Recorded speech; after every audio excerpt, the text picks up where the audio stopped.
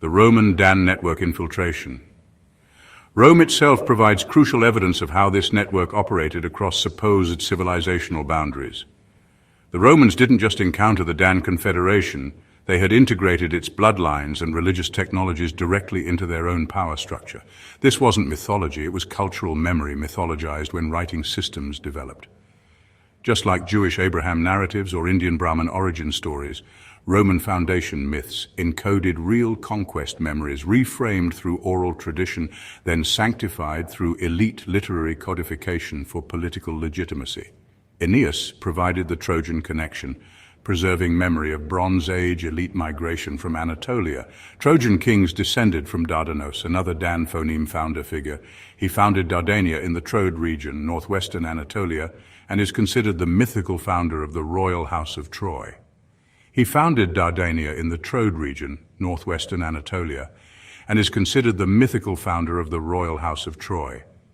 The Julio-Claudian dynasty claimed direct descent from Aeneas through Iulus, blending divine Venus lineage with Eastern royal bloodlines, and Aeneas descends from Dardanus. The Julii, Julius Caesar's family, claimed descent from Iulus, son of Aeneas.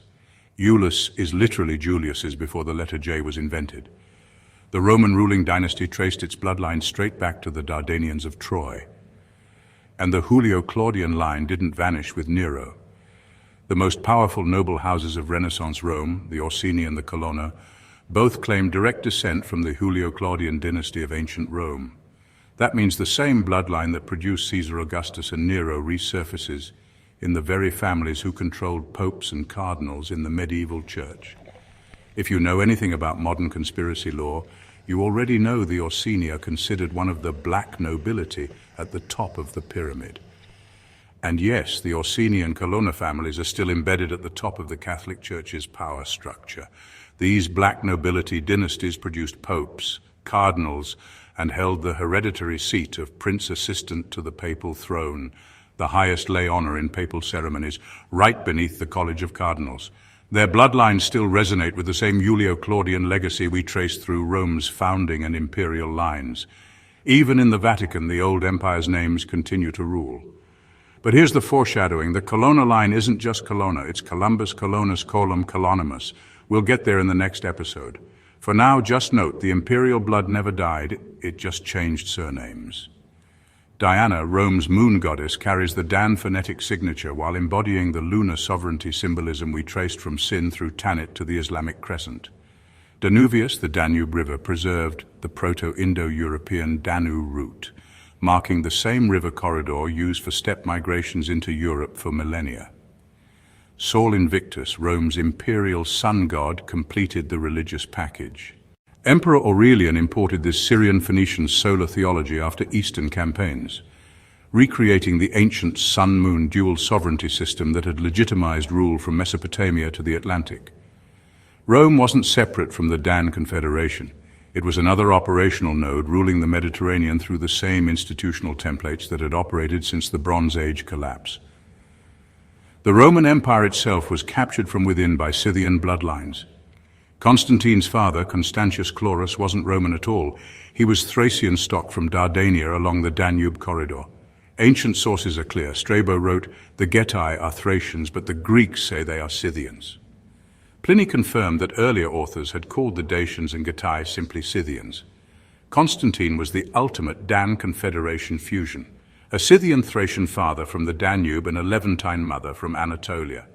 When he established Constantinople at the mouth of the Danube Highway, he wasn't just shifting the capital, he was placing the empire's throne directly on the river corridor his Scythian ancestors had used for millennia. Even more revealing, Constantine adopted the Dacian Draco serpent standard into the Roman legions, the same wolf-dragon totem carried by Scythians across the steppes. Rome didn't conquer the Scythians became Rome. And this brings us full circle to our last episode's Scythian thread. The same skull-cup-drinking, horse-riding, sky-god-worshipping Scythians of the Pontic steppes didn't vanish. They moved south into the Balkans, were recruited into Roman legions, and ultimately seized the empire itself through men like Constantine. The so-called Illyrian emperors of the 3rd and 4th centuries weren't Rome's saviors, they were Scythian takeovers in Roman uniform. And it wasn't just Rome. Steppe Scythian blood has been the hidden starter motor for empires everywhere. Just as the Dorian invasion after the Bronze Age collapse seeded Greece, the Thracian Scythian emperors of the Danube seeded the dominant system in Rome. The Medes and Parthians in Persia, Scythian cousins. The Eurasian Kushans who carried Buddhism into China and India, Scythian cousins. Over and over again the pattern repeats. The Scythians don't disappear, they become the empire. They seed it, infiltrate it, and redefine it from within. Across cultures, the title of sovereignty wears familiar roots. The Greek cult of Dionysus, born in Thrace and Phrygia, the exact Scythian Dan heartlands, preserves the same Dian root of divine lordship found in Adonai. While vowels shift across languages, the underlying consonantal pattern Dn marks the same authority archetype. Even Latin's Dominus, though phonetically evolved with its dom construction, served identical functional purposes. When the Septuagint replaced wide HH with Kyrios in Greek scripture, the Latin Vulgate followed with Dominus, translating the Semitic Adonai's authority into Roman imperial language. This reveals the stunning continuity. Thracian Scythian ecstatic cults, Hebrew priestly titles, and Roman imperial authority all preserved the same Dian sovereignty pattern. Dionysus wasn't just a wine god, he was another iteration of Dan Confederation divine kingship, emerging from the exact Balkan-Anatolian corridor where Constantine's Scythian ancestors established their power base. Even more explosive is how these translations functioned in practice. In Greek inscriptions and papyri, Kyrios was routinely used to render Baal, the same Canaanite Phoenician lord title we've tracked across the Mediterranean. In Latin, Dominus performed the identical role, translating both the Hebrew Adonai and the Semitic Baal into the language of Roman power. This means that when Christians pray to Lord, Kyrios Dominus, they are unknowingly invoking the same Baal Adonai authority pattern that the Phoenician Hebrew Confederation had carried for millennia. The phonemic evolution is crystal clear. Baal Adonai, Kyrios Dominus, English Lord. Different tongues, same DN/BL authority roots, just rewrapped in new imperial packaging. The vault didn't need to erase rival religions. It simply translated its sovereignty into every new empire's sacred vocabulary. Whether in Phoenician temples, Jewish synagogues, or Christian churches, the worshipper was ultimately acknowledging the same Confederation lordship, alive since the Bronze Age. The ultimate Confederation identity matrix. The deepest proof of Confederation continuity comes from the mythic templates themselves. These aren't separate religious traditions, they're regional franchises preserving identical elite operating systems across continents. Mari tablets describe Abraham as Abu Ramu, a nomad king who worked with Akkadians to establish territorial control, but Ramu echoes Rama, the Indian epic hero with identical righteous king narratives. The phonemic parallels are undeniable. Daniel's Dan heritage, and then there's Daniel, literally, God is my judge, but more importantly, Daniel, preserving that Dan tribal prefix. The same Daniel who serves in Babylon interprets dreams for Persian kings and bridges Semitic and Indo-European power structures. His very name encodes the Maritime Dan Confederation, while his life story shows him navigating between Babylonian, Median, and Persian courts, all nodes in our network. Saraswati, Vedic river goddess. Sarah, Abraham's wife. Brahma, Hindu creator god. Abraham/Ibrahim/Abu Ramu Manu, first human lawgiver. Adam, first human. These preserve identical mythic templates. Creator patriarch, sacred consort, first human lawgiver. The Abrahamic religions and Hinduism aren't separate traditions. They're cultural memory variants of the same Kurgan confederation that spread from the Pontic steppe to the Levant, India, and Persia. The ultimate proof? The first Jewish Messiah wasn't an Israelite at all. It was Cyrus the Persian, a king from a steppe warrior house kin to the Indo-Aryans who brought Brahmanism to India. When Hebrew sources called Cyrus Messiah, they were acknowledging that Persian royal bloodlines and Jewish elite lineages came from the same source. The original Kurgan Confederation, operating under different regional brands for over a millennium. The African exploitation pipeline, Egypt's conspicuous absence, but here's where the Hebrew map becomes truly explosive. Look carefully. Notice Egypt isn't colored as Noah's inheritance, only its borders are. That's because Egypt wasn't of them. It was a target for them. From the Ipuwer papyrus to the Hyksos invasion to the Sea Peoples, the borders were traffic routes for a millennium of raids and infiltrations. The Hebrews' map preserves exactly what Egyptians feared, the borderlands as the zone of chaos. Even notice how there are no boundary lines drawn into Egypt at all. When Abraham visits Egypt, he arrives as an outsider, not as someone claiming inheritance, and yet, by that time, Egypt was already ancient. The pyramids stood 1,000 years before Abraham's day, around 1900 BCE, almost 4 centuries after Noah's flood, 2300 BCE, itself 6 centuries after the pyramids were built. This means Egypt's civilization predates the entire Noahic framework. It was never included. It was a rival power, not a descendant territory. The map reveals the operational reality. Japheth's northern territories and Ashkenaz in Anatolia, Caucasus are marked as populated, organized regions, the actual staging grounds from which the Confederation launched its southern campaigns against the unshaded target zone of Egypt. The so-called Dark Hamites weren't just one people, they were composites. Ethiopians already admixed with Sabaean elements before they consolidated a nation, Libyans merging with the Meshwesh, and Canaanite populations absorbing or overwriting whoever lived in their central territories.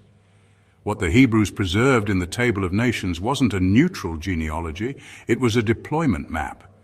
It shows where Noah's sons were allotted, where their descendants established control, and who was overwritten in the process. That's why the lines don't just mark family, they mark conquest. And we can see this same pattern in Ethiopia. The first real cities and writing don't appear from the old Highlander stock alone. They come when Semitic Sabaean colonists had mixed with the Ethiopian Highlanders. From that moment on, Ethiopia's urban culture is hybrid, around 1200, 800 BC.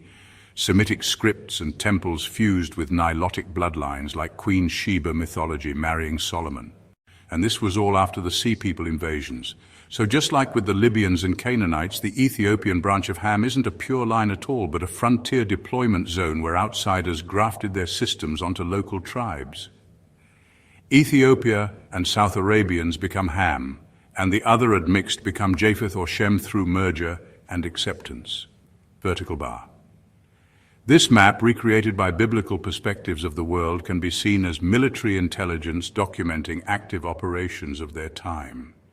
Egypt and Nubia not being shaded reveals the map's true purpose. It was documenting the Confederation that was actively campaigning against Egypt and Nubia. This is the same coalition Esarhaddon would formalize, his 16-nation confederation spanning from Medes to Arabs, all united to destroy Taharka's Nubian-Egyptian empire. Look carefully at when Egypt first mentions Retjenu during the Old Kingdom, the Pyramid Age, 2600-2200 BC. There's no talk of Retjenu at all. Their enemies were drought and civil collapse, not Levantine raiders. But after the flood years in Abraham's lifetime, everything shifts, and they build the wall of the rulers to keep out the Asiatics. By the 12th dynasty, c. 1900 BC, Retjenu appears for the first time. The Sebek Kus Stele of Senusret III describes a campaign against them. His Majesty proceeded northward to overthrow the Asiatics, the wretched Retjenu. This marks the turning point. The Ipuwer papyrus echoes the same moment. Egypt's borders broken, Asiatics everywhere. From then on, Retjenu wasn't just a vague direction. It meant the whole Syro-Palestinian corridor divided into Jahi in the south, Canaan, Galilee, Ashkelon up to Lebanon, and Amuru in the north, Phoenicia to the Taurus. But the Egyptians also grouped them under the broader name Amu, Western Asiatics. And here's what Western Asiatic meant to Egyptian scribes. Not just Canaanites, but Amorites, Arameans, Hittites, Hurrians, and the northern Caucasus peoples pushing down through Anatolia. The same label stretched all the way east to include Turkey, Iran, Iraq, Syria, Lebanon, Jordan, Palestine, Israel, and even routes skirting the Caucasus. So the very first time Egypt cries Retjenu and Amu, they're describing exactly the frontier peoples the Hebrews later color-code in Genesis as the sons of Japheth and Ham. The timing is explosive. No Retjenu during the pyramid builders, but suddenly by Abraham's day, the Levant and the Caucasus front is Egypt's central problem. The Egyptian Nine Bows enemy list, Libyans, Amu, and Sea Peoples, is basically a roll call of the network the Hebrews would later color code as the sons of Japheth and Ham on their map, Piyeh and Taharka, the last African resistance. Fast forward to the 25th dynasty. Piyeh and Taharka, Nubia's Nilotic rulers descended from genuine African stock, restored Egypt's old religion and independence after centuries of fragmentation by Meshwesh. They drove out Libyan dynasts and repelled Asiatic encroachment. They were the last African sovereigns to hold the Nile Valley as a unified, independent bloc. Taharka's reign was a prosperous time in the empire with a particularly large Nile River flood and abundant crops and wine. Taharka's inscriptions indicate that he gave large amounts of gold to the temple of Amun at Kawa. His army undertook successful military campaigns as attested by the list of conquered Asiatic principalities from the Mut temple at Karnak, and conquered peoples and countries, Libyans, Shasu nomads, Phoenicians, Kor in Palestine. Meroe is mentioned in 1st century AD Periplus of the Erythraean Sea. Farther inland, in the country towards the west, there lies a city called Meroe.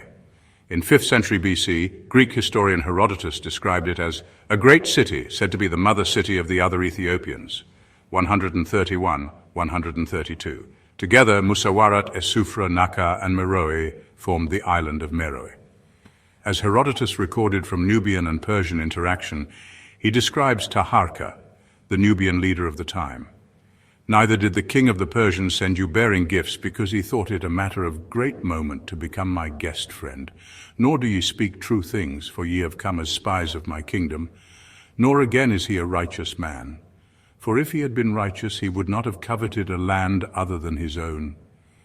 Nor would he be leading away into slavery men at whose hands he has received no wrong. Now, however, give him this bow and speak to him these words. The king of the Ethiopians gives this counsel to the king of the Persians, that when the Persians draw their bows, of equal size to mine, as easily as I do this, then he should march against the long-lived Ethiopians, provided that he be superior in numbers. But until that time he should feel gratitude to the gods that they do not put it into the mind of the sons of the Ethiopians to acquire another land in addition to their own. That independence ended when Esarhaddon assembled the largest Confederation army in recorded antiquity: Cimmerians, Scythians, Medes, Persians, Parthians, Arameans, Israelites, Phoenicians, Canaanites, Eurasians, Pontic Greeks, Cilicians, Phrygians, Lydians, Manians, Arabs. This was the literal steppe maritime global alliance, the same elite network the Hebrew map depicts, now under Assyrian command. Their target, Nubia and Egypt. The 500-year exploitation pipeline. Esarhaddon's army smashed Taharka's forces, occupied Memphis, and pushed the Kushites south. Within a generation, the Nile Valley's African royal lines were broken and permanently vulnerable. That defeat opened the African exploitation pipeline that continues to this day. Assyrian occupation, 7th CBCE. When Assurbanipal and Esarhaddon took Memphis, Egyptians weren't just militarily defeated, they were reorganized into tributary laborers. Assyrian records boast of grain, barley, flax, cattle, and laborers shipped north. Egyptians became the earliest example of imperially requisitioned agricultural serfs. Persian rule, 27th dynasty, 525-404 BCE, Darius I and Xerxes formalized Egypt's role as a taxation machine. Herodotus notes Persian satraps extracted a staggering 700 talents of silver annually from Egypt, more than any other province.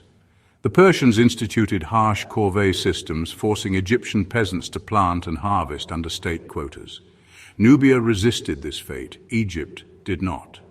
Herodotus states the Nubians crushed the Persians, which would slow the expansion of Genu enslavement in Africa. Greek Ptolemaic period, 332-30 BCE. Alexander and the Ptolemies used Egypt as their private estate. The Ptolemies created state monopolies on grain, papyrus, flax, and linen. Egyptian peasants had to grow cotton and flax under military supervision, with taxes collected in grain shipments. These same products fed the Hellenistic Mediterranean, Roman period, 30 BCE, 641 CE. Rome industrialized Egyptian exploitation. Egypt became Rome's breadbasket, supplying as much as 1/3 of the grain that fed the empire. Corvée conscription pressed peasants into both irrigation works and harvest duty. By the 2nd century CE, records show whole villages abandoned after overtaxation. For Romans, Egyptian meant grain grower, a subject people bound to the plough. From the 9 Bows enemy lists of the Amu of Retjenu and from Ramessides to Esarhaddon's 16-nation confederation, the pattern is unbroken. A multi-ethnic, steppe maritime elite coalition systematically targeting African sovereignty for resource and human extraction. The modern deception. When Ashkenazi Jews claim descent from Ashkenaz, they're not wrong. They're just leaving out the full story. Ashkenaz in Phrygia was where Scythian Germanic tribes interfaced with Semitic networks. The Khazar kingdom that later converted to Judaism. They were reactivating ancient Confederation protocols, not discovering a new religion. The Hebrew scribes thought they were writing ethnic origin stories. They were actually mapping the greatest intelligence network in human history, one that had already marked Africa for permanent exploitation. Pir and Taharka's defeat wasn't just the end of a dynasty. It was the moment Egypt entered a 500-year cycle of exploitation still operating under different banners today. Queen Amenarines and the Nubians held the horde at bay from the southward pipeline, but the map shows it. The Assyrian annals record it, then the Persians, followed by the Greeks and the Romans, then finally the Arabians were the final torchbearers of the steppe's control over the Egypto-African Eastern slave pipelines, funding the Eastern slave trade for the next 1,200 years. The genetic record confirms it. The vault never died. It just kept changing uniforms. And Egypt has been paying the price for 2,500 years, while the rest of Africa has been feeling the wrath of the steppes and retinue since the fall of Nubia in 350 AD. When they lost the Meroitic script, the last pyramid builders and the fiercest fighters North Africa ever had with it. The overwritten Ethiopian and Nubian converted populations would become middlemen for the Arab slave trade another 1,000 years, with up to 20 million slaves and 4 million castrations in 1,200 years of genetic control. The Eastern Wing, Saka, Dian, Donghu global expansion. But this confederation's reach extended far beyond the Mediterranean and Europe. Following the same expansion timeline as the Western operations, the arrows on our map continue east, revealing truly global coordination. The Saka, Eastern Scythians and allies of the Cimmerians we just discussed, established the Dian kingdom in Yunnan, China. Archaeological excavations reveal hunting scenes of Caucasoid horsemen in Central Asian clothing, direct proof of steppe elite influence reaching China. The Dian name itself preserves the same DN phonemic signature we've been tracking globally. The Dian kingdom wasn't an isolated Chinese state. Han Dynasty records explicitly label them Western barbarians, steppe arrivals with foreign customs. Their elite practiced cranial deformation and sky god worship, exactly the same Scythian prestige rites we've already seen in Central Asia. And the Dian royal tombs are even more shocking. Baltic amber and Mediterranean glass beads buried alongside local bronzes, proof of a trade chain running from Scandinavia to Yunnan. At the very same time, Danish bog bodies with elongated skulls were being lowered into peat. That's continuity across half the planet in the same century. But the most explosive evidence comes from the Tocharians in the Tarim Basin. Recent genetic studies show Tocharians carried R1A, R1B, and C2A haplogroups, the exact same markers we've documented in Scythian Paracas and European elite burials. They were described as having red or blonde hair, long noses, blue or green eyes, identical to Confederation elite across continents. The ancient Greek geographer Strabo explicitly groups Tochari and Sakaruli with the Saka Confederation, stating these were the best-known tribes who deprived the Greeks of Bactriana. This wasn't separate peoples, it was coordinated military operations by allied Confederation branches. Here's the ultimate smoking gun. The Tocharians called themselves Asi Kantu, literally preserving the Kan authority phoneme in their own self-designation. The same Kan root we've traced in Maya Kan Ajor, Serpent Lords, Mongol Khan, Hebrew Kohen, and the authority, kinship, Kain-Kin pattern appears in the Tocharians' own name for themselves. The Tocharians represent unprecedented institutional continuity.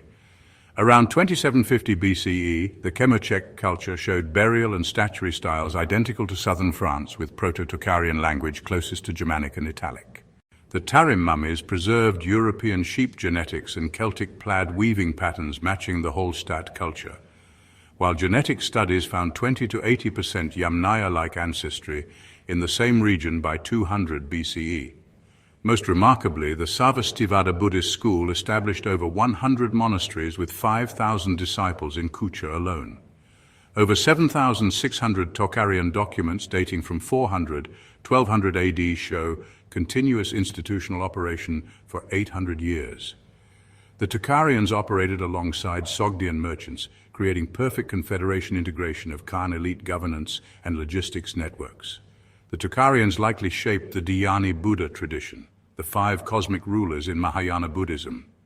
This system mirrors Indo-European directional kingship, 4 quarters plus a center, each with specific colors, elements, and functions. The 5 Dhyani Buddhas may actually preserve the same PI Confederation management structure we've seen elsewhere, a step elite administrative blueprint in Buddhist robes.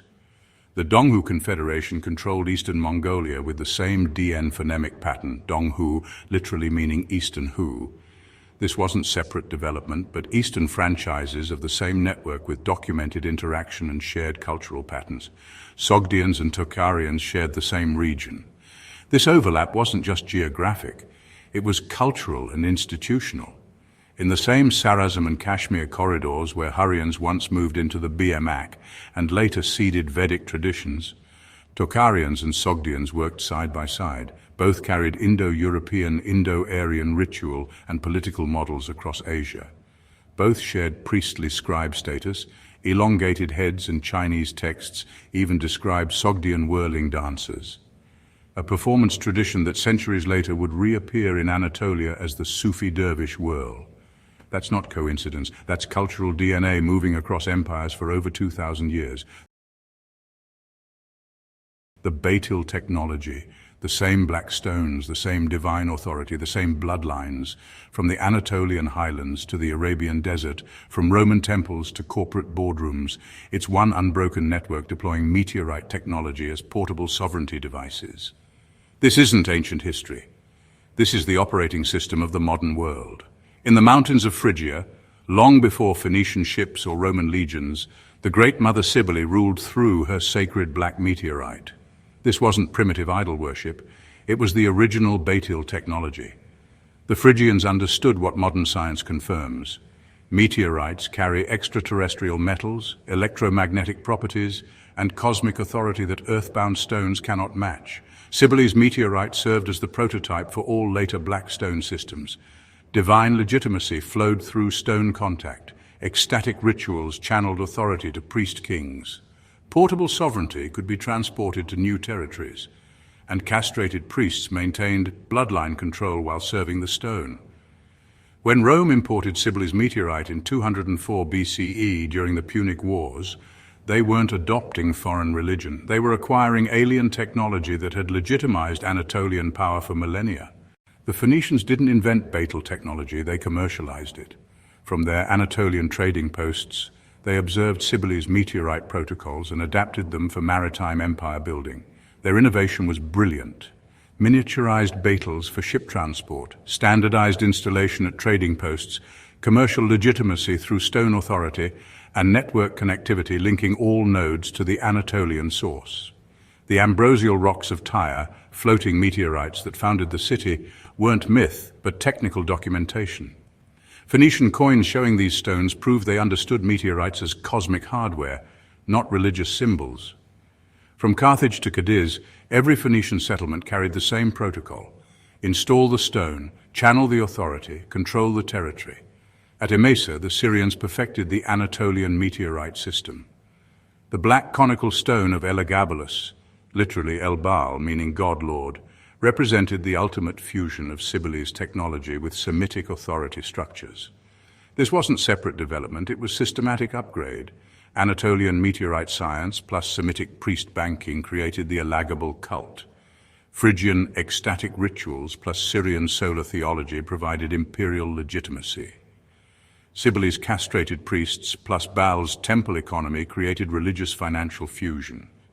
When teenage Emperor Elagabalus brought this meteorite to Rome in 218 CE, he was installing the most advanced Betel technology in the imperial capital, Anatolian cosmic science, upgraded through centuries of Syrian development. Rome didn't create solar worship, they inherited meteorite technology from Anatolia and Syria. Sol Invictus, Cybele, Elagabal, all represented the same cosmic authority channeled through black stone installations. The Roman meteorite network included Cybele's stone from 204 BCE, Sol Invictus from 274 CE, multiple Palatine temple installations, and imperial cult legitimacy through stone authority. The Romans understood what modern archaeology confirms. These weren't random rocks, but precision instruments for channeling cosmic authority into terrestrial power structures. Even at the empire's edge, the network expanded. At Caroburg, on Hadrian's Wall, the Romano-British goddess Coventina was venerated through sophisticated stone installations. The standing stone marking her well and the triple-form bas-relief showing three aspects of the goddess prove this wasn't random Celtic worship, but systematic Betel deployment at the northern frontier. Her sacred well contained 13,487 coins and votive offerings, proving economic function. The standing stone served as a physical Betel installation anchoring the site, and her triple goddess form preserved the same three-aspect sovereignty pattern as Cybele. In Ireland, the Tuatha de Danann, literally tribe of the goddess Danu, carried four sacred treasures from their mysterious homeland, including the Lia File, the stone of destiny that screamed when touched by rightful kings. This wasn't Celtic innovation, but Phoenician technology transfer through Atlantic maritime networks. The British Isles preserve the westernmost extension of the Anatolian meteorite network, from Cybele's mountain stone to Coventina's well markers to Ireland's screaming sovereignty device. At Delphi, the omphalos stone functioned as a cosmic communication device, channeling divine authority through the Pythia's ecstatic states. But Apollo's cult originated in Anatolia, the same source as Cybele's meteorite technology. The Greeks didn't create divine kingship. They systematized Anatolian meteorite technology for city-state confederation management. Apollo brought stone technology from Asia Minor. The stone channeled divine communication for political guidance. All Greek cities acknowledged Delphic stone legitimacy, and Greeks carried Betel protocols to Mediterranean settlements. The Eastern expansion. But the meteorite network wasn't confined to the Mediterranean. The same Betel technology radiated across Asia, maintaining identical protocols and cosmic authority systems. In India, Shiva's meteoric lingams preserve the most sophisticated stone technology outside Anatolia.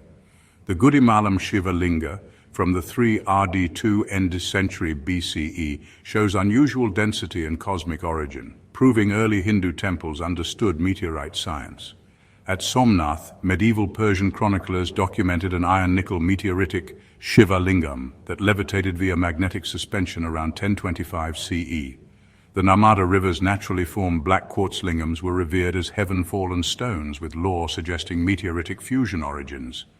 In Central Asia, Zoroastrian fire temples in Sogdiana incorporated meteoric stone cores into their eternal fires, reinforcing divine authority through sky metal essences. Sogdians acted as caravan-based stone couriers, with Chinese records referencing sky-fallen stones used in foreign sacrifices during the Silk Road era. The Kaaba in Mecca represents the ultimate evolution of Anatolian meteorite technology. Built long before Islam as a pre-Islamic sanctuary, this black stone installation operated the identical protocol established by Cybele's priests millennia earlier. Muhammad didn't create the Kaaba. He inherited and reformed an ancient Betel system that had been attracting Arabian pilgrims for over 1,000 years. The Kaaba used the same black meteorite as the Phrygian original.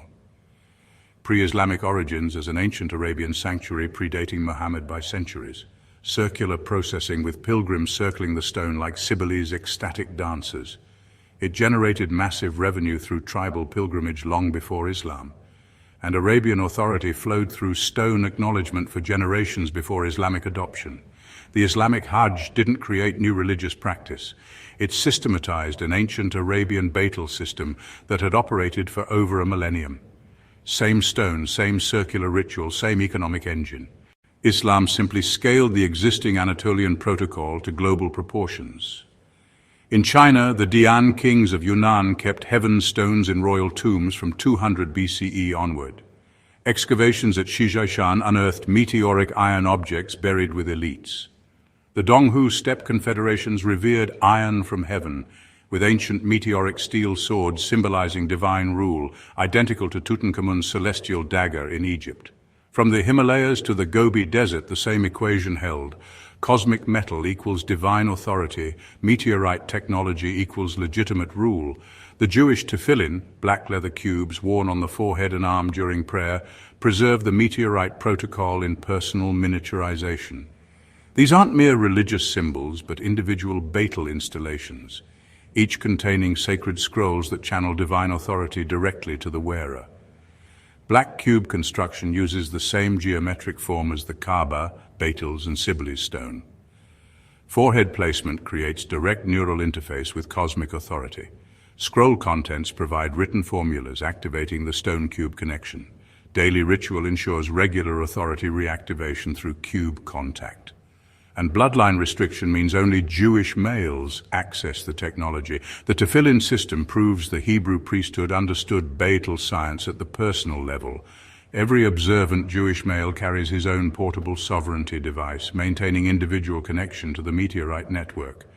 Freemason lodges worldwide display the black and white checkered floor, a two-dimensional representation of the three-dimensional cube.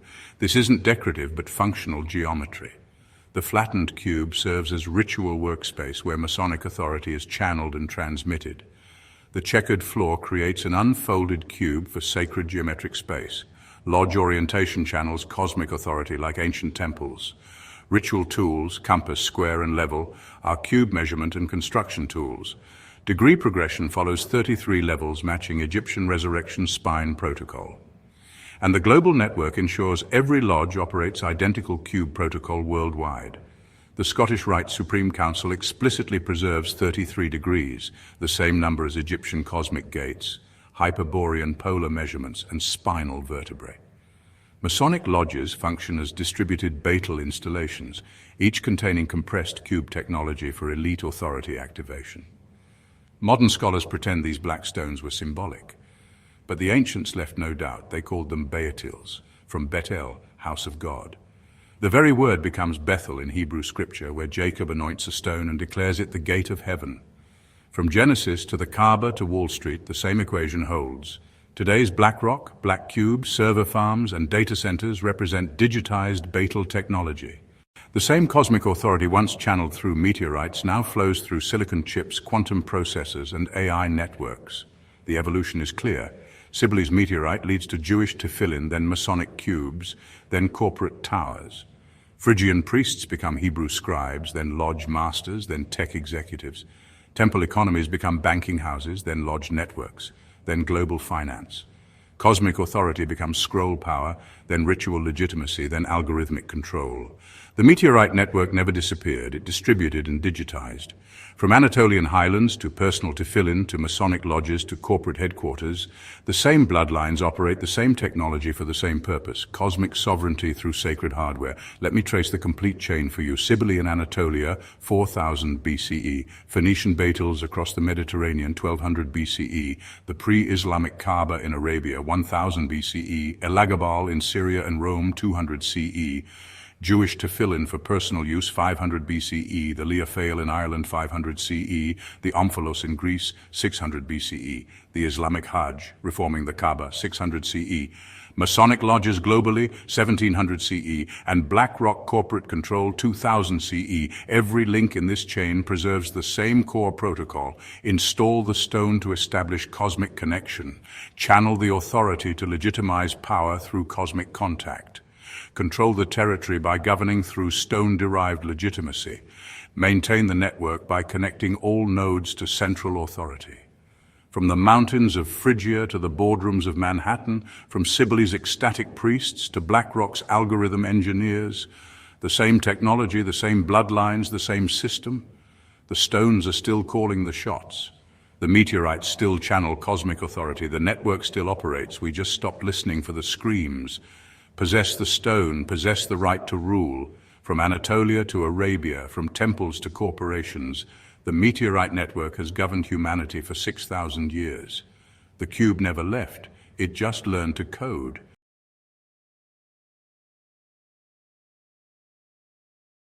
The Maritime Highway System.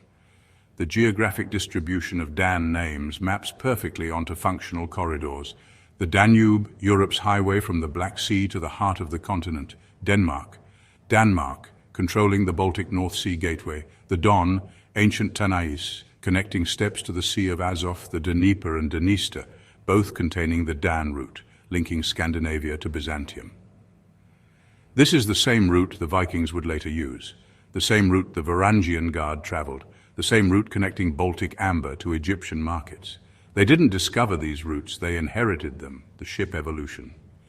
The Phoenicians pioneered mortise and tenon ship construction. Their vessels had horsehead protomes on the prow, square sails, advanced navigation. Celtic ships used similar construction. Irish sources describe vessels identical to Phoenician designs. Viking longships appeared suddenly in 793 CE with clinker-built hulls, dragonhead prows, square sails, evolutionary improvements on Phoenician Celtic designs, not revolutionary inventions. The Irish longafada, their word for longship, wasn't inspired by Vikings. It preserved the same maritime tradition, unbroken from Phoenicia through Ireland to Scandinavia. The serpent symbolism, Genesis 49:17 prophecies. Dan as a serpent by the roadside, a viper along the path. The Denyen Sea Peoples wore snake insignia. Viking ships bore dragon heads. Irish mythology speaks of serpent wisdom brought by the Tuatha de Danann. The tribe of Dan erected serpent poles. The Phoenicians worshipped the serpent. The Vikings carved Jormungandr, the world serpent. The Celts revered the dragon. Different cultures or the same priesthood maintaining consistent symbolism across millennia. The Khazar Junction. By 650 CE, the Khazar Khaganate controlled where all Dan rivers converged, the Pontic-Caspian Junction. They converted to Judaism around 740 CE, but this wasn't religious conversion, it was network reactivation. The Khazars adopted the Kohen priesthood model, dual kingship, Bek and Kagan, control of the same river systems, trade facilitation between Vikings and Islamic Byzantine worlds. Vikings sold Slavic slaves through Khazar networks to Baghdad. They used eastern steel from Khazar trade routes. When the Rus conquered Khazar tributaries, they didn't destroy the network, they inherited it. The same families running Khazar toll stations became boyars of Kievan Rus.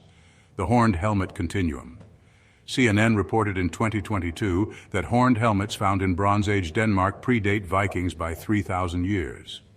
The same horned helmets appear in Sardinia, Bronze Age Iberia brought by Phoenician Cyprus, Sea Peoples period, Egyptian reliefs worn by Sheridan Denyen. The Vixo helmets from Denmark date to 1100 BCE, exactly when the Sea Peoples dispersed from the Mediterranean. This isn't cultural diffusion. It's the same maritime priesthood wearing the same ceremonial regalia across 3 millennia, the Phoenician formula. When geneticists sequenced the Barca boy from Carthage, they found R1BM 269, supposedly impossible for a Semitic Phoenician. But the Phoenicians were never purely Levantine. They were the maritime branch of a hybrid confederation. Spanish populations carry Phoenician ancestry confirmed by DNA from Cadiz. This connects to Basque R1b concentrations, to Celtic Iberia, to the Atlantic Bronze Age networks. The Phoenicians weren't a people. They were a maritime franchise of the Dan Confederation, operating the Mediterranean node while their Celtic cousins managed the Atlantic and their future Viking iterations would control the North Sea. The Paracas Terminal. The Paracas culture emerged around 800 BCE on the Peruvian coast, exactly when Phoenician maritime expansion peaked and Tartessos controlled Atlantic routes. DNA analysis reveals R1b haplogroups, H2A, Eastern European, T2b, Mesopotamian Syrian, U2E Caucasus, red hair that's genetically determined, not dyed. The same red hair found in Danish bog bodies, Scythian mummies, Celtic royal burials, Kohen genome males, some Indo-Aryan males, Tocharian mummies, Paracas heads. The mathematical alignment is undeniable. The same elite markers appearing on the Peruvian coast exactly when the Atlantic maritime network reaches its peak. The Columbus reactivation. Recent DNA analysis confirms Christopher Columbus carried Sephardic Jewish ancestry on both maternal and paternal lines, not Genoese, not random. His voyage coincided with the 1492 expulsion of Jews from Spain the same year. In the next episode, we will show you how Columbus was a column, who were the colons and the colonna, and colonimus, Kalman or colon with a K in diff regions, adapting as conversos across borders for centuries. This wasn't discovery, it was reactivation. The conversos who fled to the Americas carried the same institutional knowledge, the same bloodline networks, the same maritime maps their Phoenician predecessors had used. At the time, Spain had 750,000 Jewish people go in exile, and it just so happened to start the Spanish Golden Age. Even more suspicious is the facts we will discuss in the next episode regarding the Spanish to Germany to Babylon axis in medieval times. But after that Spanish arrival, within 400 years of contact, 50 to 70% of indigenous male Y-DNA lineages in Central and South America were replaced by R1b haplogroups, the exact same overwrite pattern as the Bell-Beaker invasion of Western Europe, the corded ware expansion across Europe, the replacement of Levant and Asian male lines, the same thing we would see Persian Alcon kings and Genghis Khan do, as well as other leaders who made millions of men descend from their lines throughout history. These symbols later re-emerged in Viking and Celtic regalia, particularly serpent bands, dragon prows, and horned gods. But the most extraordinary evidence comes from Panama. The Guna people worship a creator-deity pair, Bab-Dumad, the Great Father, and Nana-Dumad, the Great Mother. According to Guna cosmology, these deities are united as Baba-Nana, the Great Spirit who keeps in balance all living creatures. This directly parallels the Mesopotamian divine pair Zababa and Nanaya. In Mesopotamia, Zababa served as the war deity of Kish, represented by an eagle symbol, and was paired with the goddess Nanaya, who functioned as his consort and was among the most commonly worshipped goddesses throughout Mesopotamian history. The Guna people place albinos on rooftops during eclipses to protect the moon from being devoured by a giant celestial bird, imagery that directly parallels the eagle symbolism of Zababa. The mathematical probability of this complete theological preservation, paired deities, specific names, identical functions, and eagle symbolism, this isn't cultural diffusion, but systematic transplantation of an intact religious administrative complex. But the suppression began much earlier, and we can trace its architect through the very evidence he tried to destroy. In July 1562, Franciscan friar Diego de Landa orchestrated the systematic destruction of thousands of Maya codices at Mani in Yucatan. But Landa wasn't just a destroyer of evidence, he became our primary colonial source for Maya civilization, mixing ethnographic observation with Catholic condemnation. De Landa documented this cultural genocide himself. We found a large number of books in these characters, and as they contained nothing in which were not to be seen superstition and lies of the devil, we burned them all. Yet this same man who condemned Maya savagery participated in mass torture, forced conversions, and cultural erasure. He described blood sacrifice as demonic while Spain conducted public executions and inquisitions. The hypocrisy was intentional. Spanish soldiers themselves contradicted the savage narrative. They described Tenochtitlan as more splendid than anything in Spain, a city with canals, aqueducts, hospitals, and schools that Europe hadn't achieved. Bernal Diaz del Castillo wrote, "The city has towers and causeways more splendid than anything in Spain." Columbus called the Taino full of love and without greed. Initial contact was peaceful. Brutality escalated only after conquest began. The savage narrative was propaganda to justify theft of sophisticated civilizations. Colonial Spain needed to justify seizing land, burning temples, and extracting gold and labor. They had to destroy evidence of advanced astronomical knowledge, urban planning, and maritime capabilities that rivaled or exceeded European achievements. This wasn't random conquest, it was systematic elimination of competing vault knowledge. This wasn't random zealotry, but calculated erasure. De Landa specifically targeted codices containing astronomical and historical information, precisely the documents most likely to contain evidence of foreign contact. Only 4 Maya codices survived this purge. The Spanish Inquisition and expulsion of Jews in 1492 provided perfect cover for the largest strategic seeding operation in recorded history. Tens of thousands of Sephardic Jews, forced to convert to Catholicism as conversos, migrated to New Spain, Brazil, the Caribbean, and Portuguese colonies. This wasn't exile, it was deployment. Genetic studies confirm Sephardic lineages throughout Latin America, particularly among Catholic surnames like Pereira, Núñez, López, Cardozo, Méndez, and Franco. The Dominican Republic, Colombia, Mexico, and Brazil show distinct Sephardic and North African lineages among populations that identified as Catholic for centuries. This mirrors the exact same pattern we documented with the Babylon exile, apparent displacement that was actually strategic positioning within new imperial systems. The conversos carried the same institutional knowledge, the same financial techniques, and the same bloodline networks that had operated the vault system for millennia.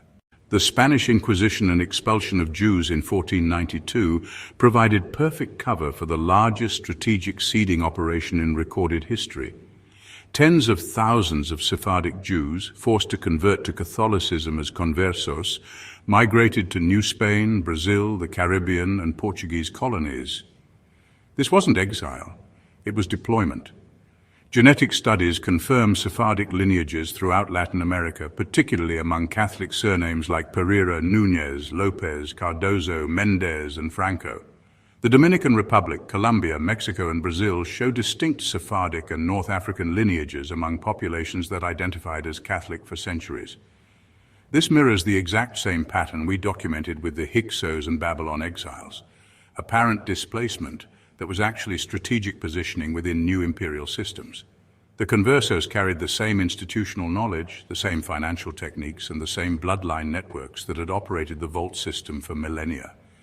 They entered the Americas as Catholics, but maintained their vault operational capacity intact. When we combine all lines of evidence, the mathematical case becomes overwhelming.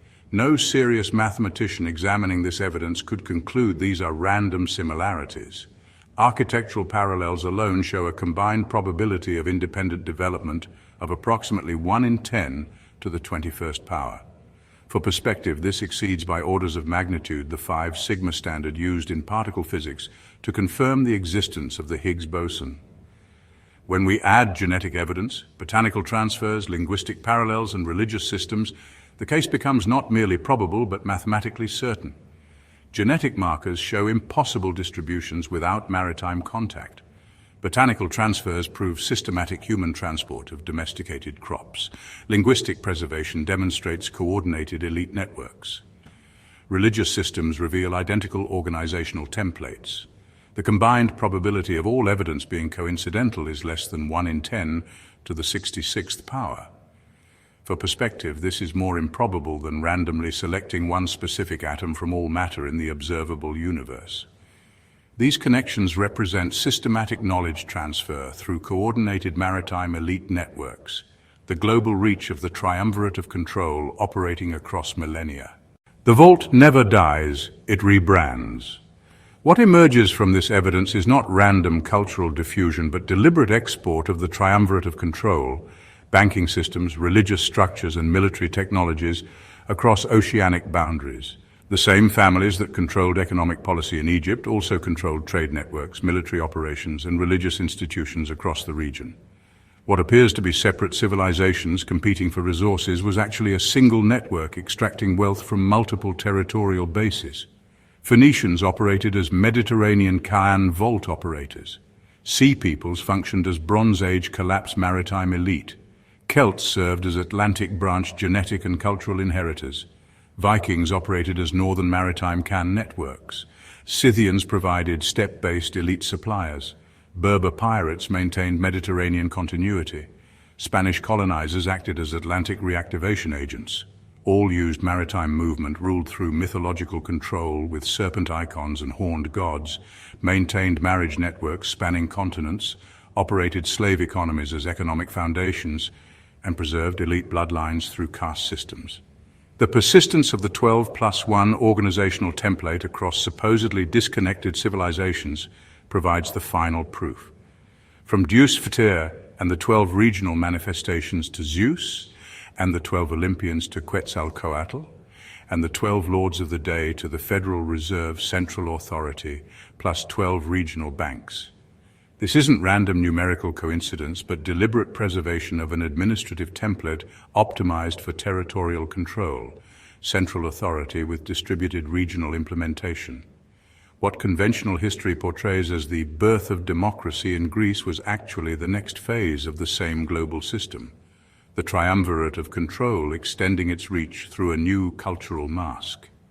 The evidence assembled proves beyond mathematical doubt that the Americas were integrated into global elite networks millennia before Columbus. The discovery of 1492 wasn't contact. It was reactivation of dormant vault systems by the same maritime priesthood that had operated these routes for over 3,000 years. The Phoenician ships were waiting in the Aegean. The vault was about to reinvent itself again, this time in marble and democracy. But that is a story for our next episode, where we will trace how these same networks evolved through Greece and Rome, through the Byzantine Empire and the Khazarian Khaganate, through the Holy Roman Empire and the Venetian Republic, through the Templars and the Ottoman Empire, culminating in the modern banking dynasties that control the world today. The vault never dies, it only changes its mask, and the mask it wears today is about to be removed forever.